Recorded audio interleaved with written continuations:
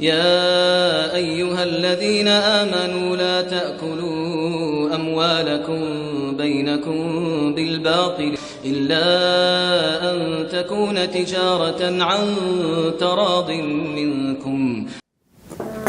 بسم اللہ الرحمن الرحیم. السلام علیکم معزز سامعین.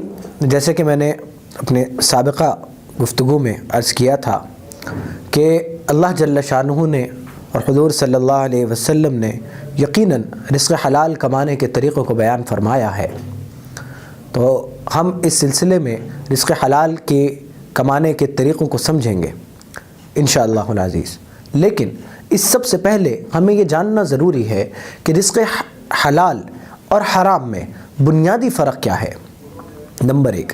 اور نمبر 2، اگر خدا نخواستہ کسی آدمی نے حرام کما لیا تو کیا ہوگا. ان دونوں باتوں کو سمجھیں گے انشاءاللہ العزیز. پہلی بات کہ اگر کسی نے رزق حرام کما لیا تو اس کے اوپر کیا اثر آئے گا، میں اس میں زیادہ تفصیلی گفتگو نہیں کروں گا، صرف اور صرف 2-3 احادیث آپ کے سامنے عرض کرتا ہوں. ایک فرمان نبی صلی اللہ علیہ وسلم کا مفہوم عرض کرتا ہوں کہ حضور صلی اللہ علیہ وسلم فرماتے ہیں کہ قیامت کے قریب ایک وقت ایسا آئے گا کہ بیت اللہ کا غلاف پکڑ کر دعا کرنے والے شخص کی دعا بھی قبول نہیں ہوگی. کیوں؟ اس لیے کہ لِأَنَّ مَلْبَسُهُ حرام وَمَطْعَمُهُ حرام وَمَشْرَبُهُ حرام، اس لیے کہ اس کا لباس حرام کا تھا، اس کا کھانا حرام کا تھا، اس کا پینا حرام کا تھا. میرے بھائیوں، دوستوں، بزرگوں، ہمارے دنیا میں آنے کا بنیادی مقصد اللہ جل شانہ کو راضی کرنا اور اللہ کو اپنی اطاعت فرما برداری دکھانا ہے. ہم میں سے کوئی ایک آدمی بھی ایسا نہیں ہے جو اس مقصد سے دنیا میں آیا ہو کہ ہم اللہ کو ناراض کر جائیں. یقیناً میرے اور آپ کے آنے کا بنیادی مقصد اللہ جل شانہ کو راضی کرنا ہے، جنت کو حاصل کرنا ہے. اور اگر اس مقصد کے اندر ہماری آمدنی ہی رکاوٹ بن جائے، ہمارا کھانا پینا ہی رکاوٹ بن جائے، ہمارا لباس ہی رکاوٹ بن جائے، تو اس آمدنی کا، اس پیسے کا کیا فائدہ. حضور صلی اللہ علیہ وسلم کے اس فرمان پر اگر غور کریں تو ہمیں معلوم ہوتا ہے کہ انسان کا کھانا حرام کا ہو یا پینا حرام کا ہو یا لباس حرام کا ہو تو کم از کم اتنا ضرور ہوتا ہے کہ اس کی کوئی دعا اللہ تعالیٰ کے ہاں قبول نہیں ہوتی. اور دعا بھی ایسی جو بیت اللہ میں مانگی گئی ہو، بیت اللہ کا غلاف پکڑ کر مانگی گئی ہو، جبکہ وہاں پر گناہگار آدمی کی بھی دعائیں پلک جھپکتے میں قبول ہوتی ہیں. اگر اس جگہ پر حضور صلی اللہ علیہ وسلم کی گواہی ہو کہ وہاں پر دعا قبول نہیں ہوگی تو اندازہ لگا لیجئے کہ کتنی خطرناک چیز ہوگی یہ حرام کمائی. نمبر 1. نمبر 2، اسی کے ساتھ ساتھ ایک اور فرمان ہے کہ اگر کوئی آدمی ایک لقمہ حرام کا کھا لے، صرف ایک لقمہ حرام کا کھا لے، تو کم از کم 40 دن تک اس کی کوئی عبادت قبول نہیں ہوتی. میرے بھائیوں، ہم میں سے ہر شخص صبح شام اللہ جل شانہ کے لیے عبادت کرتا ہے، اللہ جل شانہ کی عبادت کرتا ہے. مقصد صرف ایک ہوتا ہے کہ اللہ رب العزت نے ایک ذمہ داری ہمارے ذمہ لگائی ہے 5 وقت نماز کے حوالے سے، 5 وقت نماز کی شکل میں ہم اس ذمہ داری کو ادا کریں.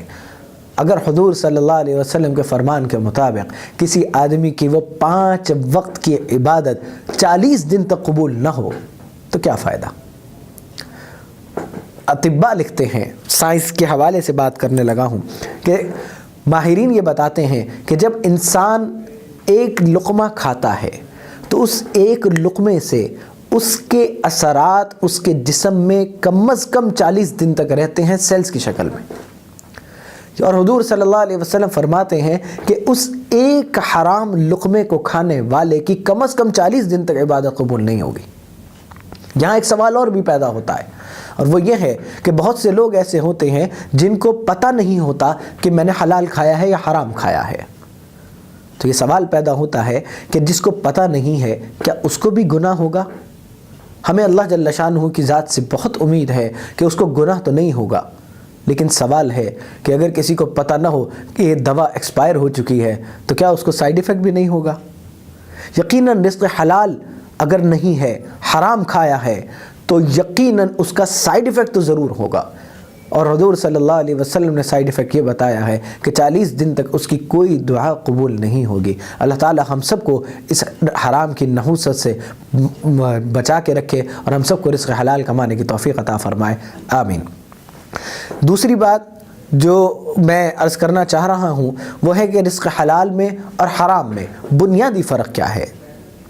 عین ممکن ہے کہ نتیجے کے اعتبار سے کوئی فرق نہ ہو، عین ممکن ہے کہ بظاہر دیکھنے میں کوئی فرق نہ ہو، لیکن رزق حلال میں اور رزق حرام میں ایک بہت بڑا فرق ہے۔